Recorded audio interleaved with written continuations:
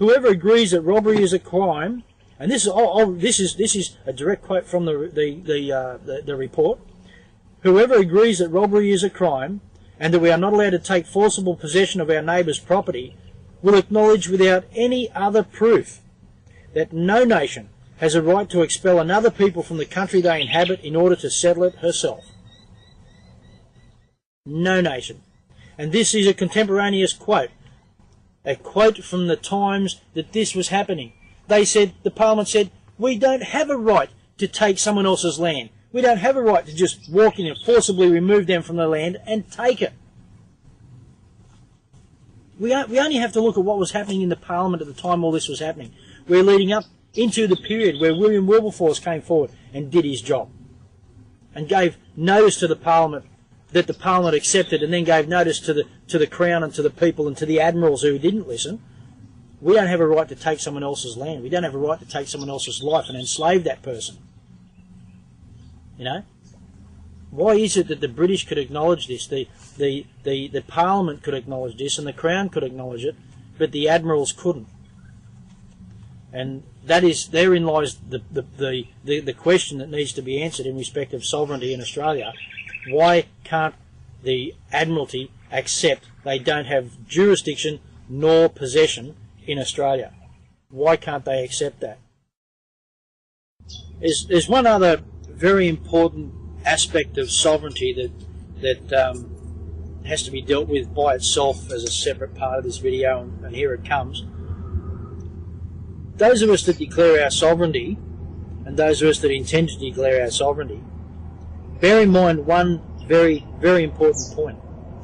As a sovereign, you have an immense responsibility not to breach our common law as amongst ourselves, not to steal, not to rape and pillage, not to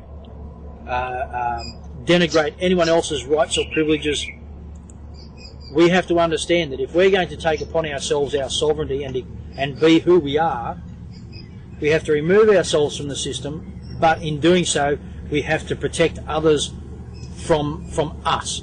We have a responsibility to ensure that we do not commit the same transgressions against others that have been committed against us, because that makes us no better than those that we're standing up to. We have to remember, as a sovereign, you do something wrong, you get the full weight of the law. You get the full weight of our law. And believe me, our law comes a whole lot quicker and a whole lot sharper and a whole lot faster than the British style. You cross our law, you pay the toll for it. And that is the way it is. If you're a sovereign under our law, you are a sovereign under our law.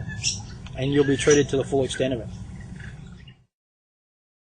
Alright, any brothers and sisters or uncles or aunties out there that would like more information or would like some assistance in some way in respect of our sovereignty, there's names and phone numbers at the end of this movie or this video that give us a call.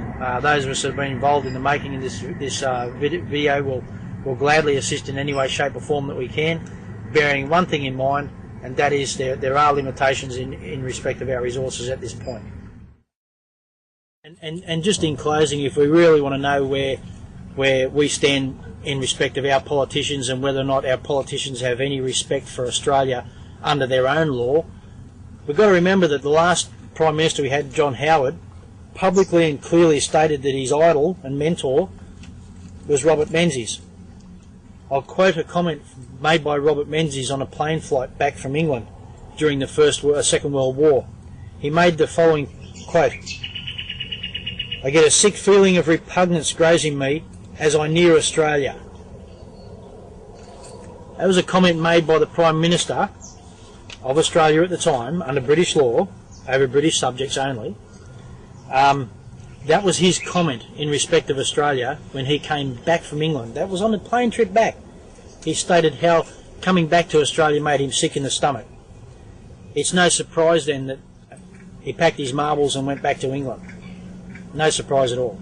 And it's no surprise, given the behaviour of Mr Howard's government towards the indigenous sovereigns of this land and its belligerent indifference in respect of the sale and the theft and the sale of our natural resources It's not surprising that Mr. Howard, in his utter lack of integrity and scruples, would acknowledge that Mr. Robert Menzies, the person who made that statement about Australia, is his idol and mentor.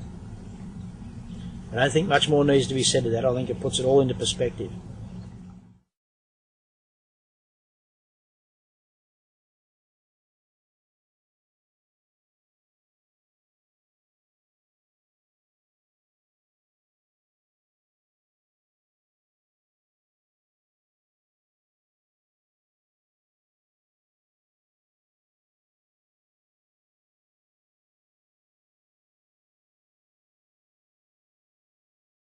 What I think is the attribute that separates humans from non-humans is that humans care for each other. We look after the weak, the young, the sick, and the old.